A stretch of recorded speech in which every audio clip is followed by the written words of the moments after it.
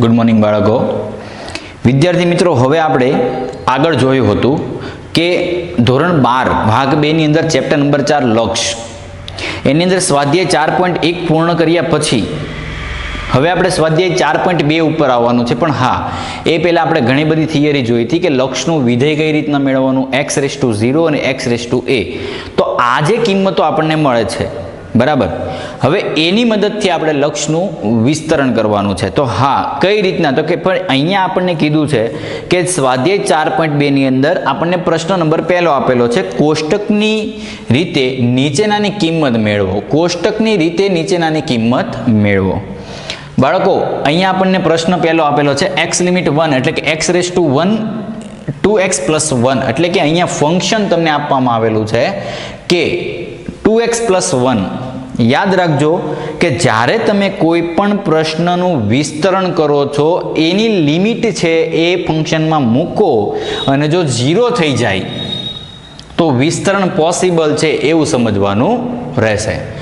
બાળકો, અહીંયા હવે આપણે જોઈએ કે સ્વાધ્યાય 4.1 એમાં પ્રશ્ન પહેલો અહીંયા કીધું છે 2x + 1 કોષ્ટકની રીતે, એટલે કે અહીંયા આપણને એક પણ પ્રકારનું વિસ્તરણ પોસિબલ નથી.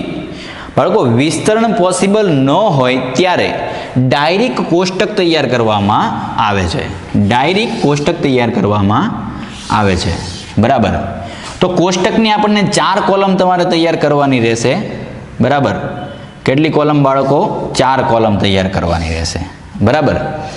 4 કોલમ. હવે અહીંયા પહેલું લખવાનું શું છે?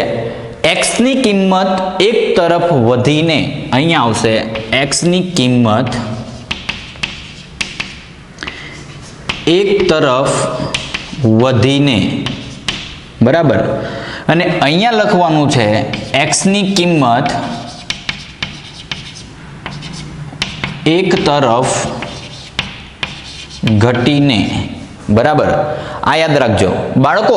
એક કઈ રીતના? એક એટલે શું કે અહીંયા જે કિંમત તમને દર્શાવવામાં આવે છે x⁻1 એટલે કે અહીંયા 1 છે એટલે અહીંયા 1 લખેલું છે. જો અહીંયા x⁻2 હોત તો અહીંયા આપણે લખત x ની કિંમત 2 તરફ વધીને અને x ની કિંમત 2 તરફ ઘટીને, બરાબર. તો અહીંયા આપણે આ રીતના લખીશું,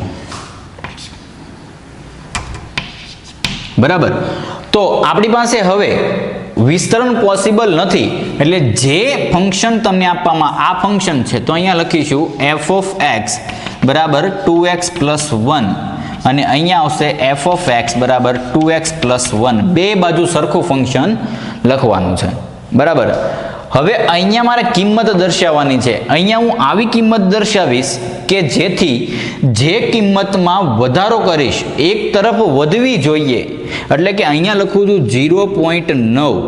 બાળકો, 0.9 લખ્યું તો અહીંયા યાદ રાખજો, બતાવું છું 0.9 + 0.1 બરાબર કેટલા થાય? 1. તો અહીંયા પ્લસ કર્યું તો શું થયો? વધારો થયો. કેટલાનો? કે 0.1 નો. ત્યારે એક તરફ આવે છે આવું દર્શાવવાનું, બરાબર. તો અહીંયા આવ્યું 0.9. હવે આપણે લખવાનું છે બીજી કિંમત 0.99, ત્રીજી કિંમત 0.999, ચોથી કિંમત 0.9999. તો આ 4 કિંમત સુધી તમારે બાળકો આવવાનું છે, બરાબર. પછી અહીંયા આવશે ડેશ, કેમ કે આ તો ચાલ્યા જ કરવાનું છે બાળકો, આ તો ચાલ્યા જ કરવાનું છે, બરાબર. તો હવે અહીંયા શું થશે બાળકો કે આ જે કિંમત છે એ અહીંયા 3 ડેશ મૂકવા જરૂરી છે. કેમ કે અહીંયા 9999 આવ્યું, એની જગ્યા પર 99999 આવે પછી, બરાબર, આગળ આવ્યા જ કરે. કેમ કે એટલા માટે અહીંયા આપણે શું કરવાનું છે? ડેશ મૂકવાનું છે, બરાબર. હવે આપણે અહીંયા શું કરવાનું છે? એક તરફ વધીને તો અહીંયા આવશે 1 પોઈન્ટ, અહીંયા કેટલા વધાર્યા? 0.1. તો અહીંયા એ પ્લસ કરવાના 1.01, સોરી 1.1. અહીંયા આવશે 1.1, પછી 1.01, 1.001 અને 1.0001 ડેશ ડેશ ડેશ. સર આ કઈ રીતના આવ્યું? તો અહીંયા આવશે 1.1 - 0.1 બરાબર 1.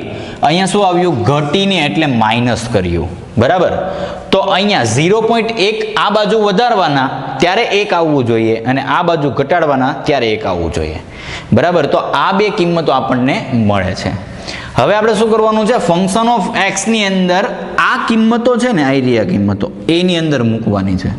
બાળકો ખાસ યાદ રાખજો, જે કિંમત તમે મેળવો છો, કઈ કિંમત 0.9, 0.99, 0.999, 0.9999 ને અહીંયા 1.1, 1.01, 1.001 અને 1.0001, તો જે આ કિંમત મૂકો છો એ કિંમત બાળકો ખાસ યાદ રાખજો એ ઘટાડવાની છે. પણ આ જે કિંમત છે, આ બંને કિંમતો એ તમારે આ ફંક્શનમાં મૂકવાની છે. તો એ ફંક્શનમાં મૂકીએ તો અહીંયા 0.9 મૂકું તો અહીંયા આવશે 2 into 0.9 plus 1, તો અહીંયા 9 દુ 18 એટલે કે 1.9 સોરી 1.8 પ્લસ 1 એટલે કેટલા થઈ જશે 2.8.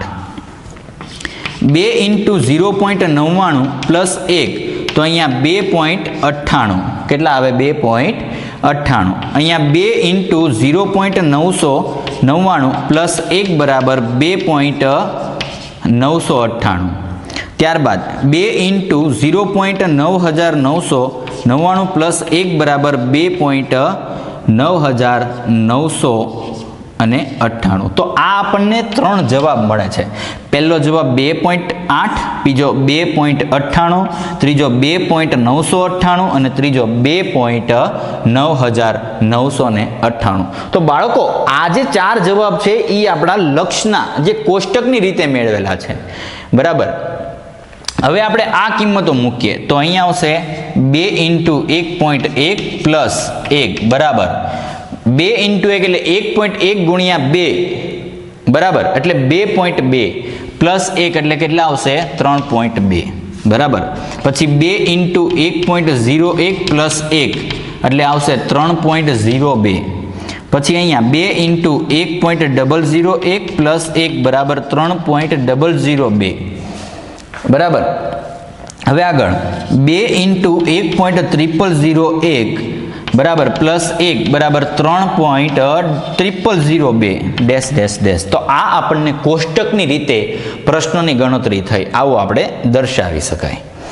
બાળકો હવે આ બધું જ કોષ્ટક તૈયાર થઈ જાય એટલે તમારે શું કરવાનું છે, આ જે ફંક્શન છે એની અંદર આપણે આ લિમિટ મૂકવાની છે. તો હવે મૂકીએ તો અહીંયા આવશે એક્સ લિમિટ એટલે કે x⁻1, તો અહીંયા 2x plus 1. હવે લિમિટ છોડી દેવાની, લિમિટ છોડો એટલે બરાબર લાગી જશે, બરાબર. તો અહીંયા આવશે 2 કૌંસમાં 1 plus 1, તો અહીંયા 2 plus 1 બરાબર 3. તો આ આપણો જવાબ છે 3. હવે ધ્યાન રાખજો બાળકો, અહીંયા 2.8 એટલે સમથિંગ 3 જ ગણાય, આ બધી કિંમત 3 ગણાય અને આ બધી કિંમત પણ 3 જ ગણાય છે, બરાબર. 3.2 તો આપણે ફૂલ કિંમત લઈએ કેટલા લઈએ 3. 3.5 હોય તો આપણે 4 લઈએ, પણ 3.2 છે એટલે આપણે કેટલા લેશું 3 જ લેશું. બાળકો આ આપણો પહેલો પ્રશ્ન હતો એ પૂર્ણ થાય છે. હવે આપણે બીજા પ્રશ્ન ઉપર આવીએ, બરાબર. બીજા પ્રશ્ન ઉપર આવીએ તો અહીંયા બીજા પ્રશ્નની અંદર જોઈએ કે અહીંયા આપણને રકમ આપેલી છે x⁻3 x² - 2x - 3 ના છેદમાં x - 3. બાળકો આનું વિસ્તરણ થાય, આનું શું થાય વિસ્તરણ, આનો સહગુણક 1 તો અહીંયા આવશે 1 ગુણ્યા 3, 3 એકા 3. વચ્ચે એવા બે પદ સેટ કરો કે એનો સરવાળો બાદબાકી 2 થવા જોઈએ. તો અહીંયા આવશે 1 ગુણ્યા 3 બરાબર 3. હવે એનો સરવાળો બાદબાકી કરીએ તો અહીંયા -3 અને +1, તો અહીંયા -3 + 1 બરાબર -2. તો આ જે કિંમત છે હવે આને ધ્યાનમાં લેવાનું છે, બરાબર. -3 + 1. તો હવે આપણે આનું વિસ્તરણ કરીએ તો અહીંયા આવશે x⁻3 બરાબર બરાબર નહીં આવે x². અહીંયા આવશે માઇનસ લાવવાના છે, માઇનસ લાવીએ તો મોટા પદની નિશાની મૂકીએ તો અહીંયા -3x પ્લસ x -3 ના છેદમાં x -3. આમાંથી સામાન્ય કેટલા નીકળે બાળકો, સામાન્ય કેટલા નીકળે x કાઢીએ તો x સામાન્ય, તો અહીંયા વધશે x -3, અહીંયા પ્લસ 1 સામાન્ય નીકળે તો અહીંયા x -3 ના છેદમાં x -3. બંને પદ ભેગા કરીએ તો અહીંયા x લિમિટ 3, તો તો અહીંયા x માઇનસ 3 અને x પ્લસ 1 છેદમાં x માઇનસ 3 આ બંને ઉડી જશે તો આપણું ફંક્શન કયું રહ્યું કે ફંક્શન આપણું x લિમિટ 3 x પ્લસ 1 આ આપણું ફંક્શન આ યાદ રાખવું બરાબર. હવે જો કદાચ આની અંદર 0 મૂકો 3 મૂકો તો x નો 3 નો સ્ક્વેર 9 3 દુ 6 અને 3 માઇનસ માઇનસ પ્લસ તો 9 માઇનસ 9 એટલે 0 અહીંયા 3 માઇનસ 3 એટલે 0 આ 0 થઈ જાય છે એટલે વિસ્તરણ પોસિબલ છે. વિસ્તરણ કરીને આપણે ફંક્શનનું ટૂંકું રૂપ મેળવ્યું અને આ જે ટૂંકું રૂપ છે એને કોષ્ટકમાં મૂકી અને તૈયાર કરવાનું છે કોષ્ટક. તો હવે આપણે કોષ્ટક તૈયાર કરીએ બરાબર. કોષ્ટક તૈયાર કરીએ તો અહીંયા આવશે બરાબર. અહીંયા x ની કિંમત હવે અહીંયા કેટલા છે 3 તો અહીંયા આવશે 3 તરફ વધીને બરાબર અને અહીંયા x ની કિંમત 3 તરફ ઘટીને બરાબર. હવે આપણું ફંક્શન કયું છે f of x બરાબર x પ્લસ 1 અહીંયા પણ f of x બરાબર x પ્લસ 1.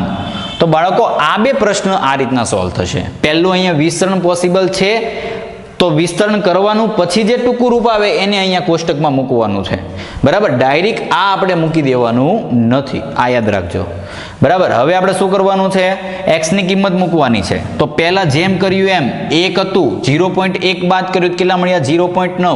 હવે 3 છે એમાંથી 0.1 બાદ કરો તો કેટલા મળે 2.9 પછી 2.99 2.999 2.9999 તો આ આપણને કિંમત મળે છે.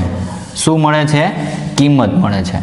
હવે આપણે જોઈએ અહીંયા 3.1 3.01 3.001 અને 3.001 ડેશ ડેશ ડેશ. તો આ જે છે એ કોષ્ટકની રીત થઈ બાળકો. હવે આ જે કિંમત મેળવેલી છે અહીંયા 1 હતું તો એમાં બાદ કર્યું 0.1 એટલે 0.9 વધ્યા. અહીંયા 3 છે 3 માંથી 0.1 બાદ કરીએ અને અહીંયા 3 માં 0.1 પ્લસ કરીએ એટલે આ બે કિંમતો ખાસ યાદ રાખવાની છે. અહીંયા જે x રેસ ટુ જે તે કિંમત આપે છે એ કિંમત તમારે લેવાની રહેશે. હવે કિંમત મૂકીએ તો અહીંયા 2.9 પ્લસ 1 બરાબર 3.9 શું થાય 3.9. આગળ હવે જોઈએ કે અહીંયા 2.99 પ્લસ 1 બરાબર 3.99 2.999 પ્લસ 1 બરાબર 3.999 2.9999 પ્લસ 1 બરાબર 3.9999 ડેશ ડેશ ડેશ.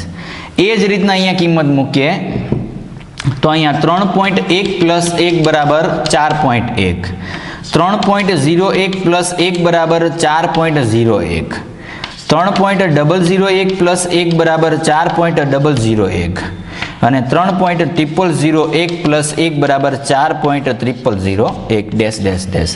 આ કિંમત આપણને મળે. અહીંયા લક્ષનો જવાબ શું હતો નજીક 3 હતો તો અહીંયા 3 આવ્યો બરાબર. અહીંયા લક્ષનો જવાબ શું છે 4 છે તો અહીંયા જવાબ કેટલો આવવો જોઈએ 4. તો આ જે ફંક્શન છે અહીંયા લખવાનું x રેસ ટુ 3 તો અહીંયા આવશે x પ્લસ 1 લિમિટ છોડવાની બાળકો તો અહીંયા 3 પ્લસ 1 બરાબર કેટલા રહેશે 4. તો આ આપણને આન્સર મળે છે બાળકો. અહીંયા આપણે આ બે પ્રશ્નો જોયા પ્રશ્ન નંબર 1 અને પ્રશ્ન નંબર 2. આપણે નેક્સ્ટ વિડીયોની અંદર પ્રશ્ન નંબર 3 ની ચર્ચા કરીશું. જો આ બે પ્રશ્નમાં તમને કોઈ પણ પ્રકારનો પ્રશ્ન હોય તો તમે મારી યુટ્યુબ ચેનલમાં કોમેન્ટ બોક્સમાં દર્શાવી શકો છો. હું તમારા પ્રશ્નોનું જરૂર ને જરૂર નિરાકરણ લાવીશ. ધન્યવાદ બાળકો.